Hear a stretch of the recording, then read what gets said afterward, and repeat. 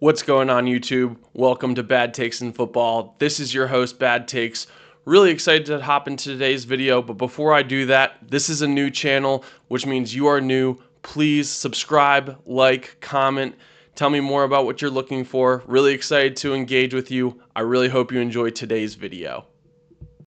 So as you can see here, right off the bat, Micah Parsons reports to camp amid unsettled contract. So a couple things I want to discuss here before really diving into the rest of this is really up until yesterday, maybe even the day before, I don't think there was a single time anyone was concerned or worried about the fact that the Dallas Cowboys were going to sign Micah Parsons. Micah Parsons has been very vocal about the fact that he doesn't see his contract situation to be similar to those of TJ Watt, of Trey Hendrickson, really any of those players, because he considers himself, one, to be much younger, have much more ability. He really sees himself as his own person and said, hey, I'm not going to let the other contract noise get in my way. I'm going to be Micah Parsons. I'm going to get my deal. I'm not concerned about that. So that was his sentiment really up until yesterday, really, maybe the day before that. And so really kind of what happened from there, and to kind of dive into it a little bit more, Jerry Jones, takes a shot at both Micah Parsons as well as his quarterback Dak Prescott in this same situation. So seemingly what he was discussing when he took a shot at them was their availability, right? He was talking about the fact that as soon as he signed Dak, Dak had a major injury, right? And so what he was essentially saying is, even if we pay these guys, it doesn't mean we actually have them. That could be seen taking a couple ways, right? So first off, I'll kind of talk about how I see the way that Jerry Jones saw this conversation going, and then I'll kind of go from there as to what happened next. So again, Jerry Jones was essentially saying, just because we sign these people doesn't mean we actually have them.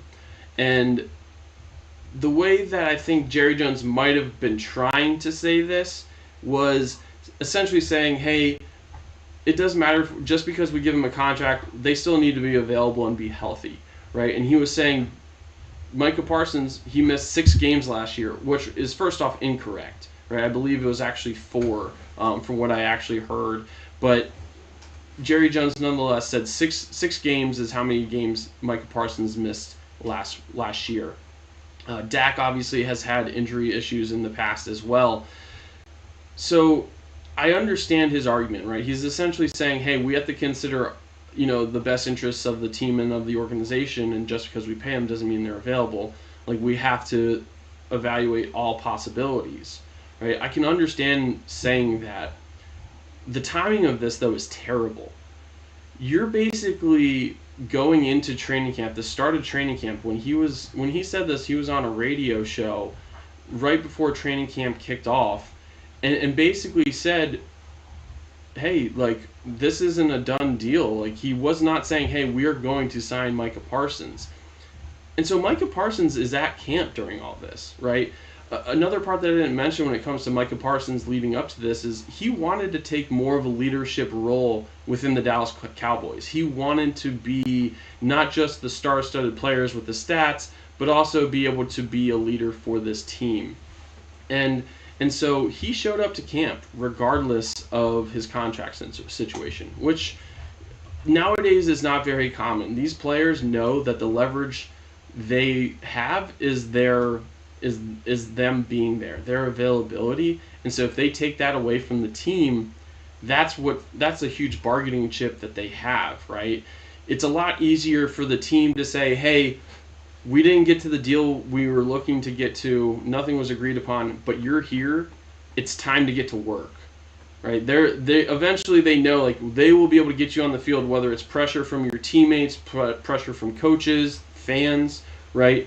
When you're already there, you're expected to actually perform. Now, I think some recent things that have really happened from this, and something that I'm curious to see a little bit more, is, from what I understand, as soon as these comments came out about Jerry Jones, and I don't think this was going to be the case before he said what he said, but Micah Parsons decided not to practice. He was not on the practice field yesterday after this was said on the radio by Jerry Jones. And so for me, I do think that Jerry Jones making these comments and taking a shot at Micah Parsons made his life a lot harder. Now, Jerry Jones is very rich. He's not one that has shied away from giving good contracts. Now, on the other side of that, the issue is the fact that he didn't necessarily give these contracts out easily, right? So I think Dak Prescott is a perfect example of that. Dak Prescott, I believe, got 2 franchise tags before he signed his long-term deal with the Dallas Cowboys. And everyone was saying, why are you waiting to sign him? Why are you waiting to sign him? The price tag just keeps going up, right?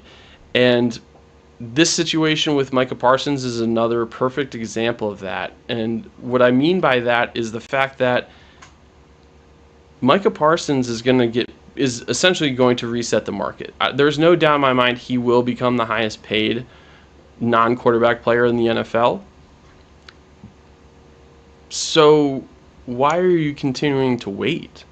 What is the value in that besides the draw out, besides the drama and the attention? That's really it as a positive, right? I think Jerry Jones is one person that will tell you that, any publicity is good publicity, and I think he makes a point to put the Cowboys in the limelight when it comes to these sorts of situations. I think he sees value in that, right? He sees the value of the TV time and people talking about the Dallas Cowboys, regardless of if it's good or bad. TJ Watt just got signed to a $41 million a year contract, right? He went just above Myles Garrett, his opponent in Cleveland, who got paid $40 million a year. Micah Parsons is probably going to get paid more than TJ Watt. He's much younger and really over the last couple years has performed, I would say, at a higher level than TJ Watt has at the last couple of years. Now, what does that mean for the Dallas Cowboys? Does that mean they're going to have to sign him to a $42 million a year or $41.1 or $41.5 million a year contract? Yeah, that's exactly what I'm saying. And most likely Michael Parsons is going to want more guaranteed dollars on the back end as well because he is younger. He can say that, right? I'll kind of go into this really quick. When you look at Micah Parsons has had 10 plus sacks actually his entire career. He had 13 and a half, 14, and then 12 last year. And he only played in 13 games last year, right? And so he's going to reset the market. There is no doubt in my mind that is going to be the case, right? You can take a look at, these sack leaders from last year, right? Trey Hendrickson, Myles Garrett right there when it comes to the 2 highest paid. Micah Parsons is number 5. And again, when you look at Micah Parsons, the key number here isn't just sacks, it's the guy's age, and he's 26 years old. Right? That's a huge difference from the rest of these edge rushers. I'll show you this real fast. I know we've actually showed this before. I've gone through this before, and when talking about TJ Watt, and it's more up to date now.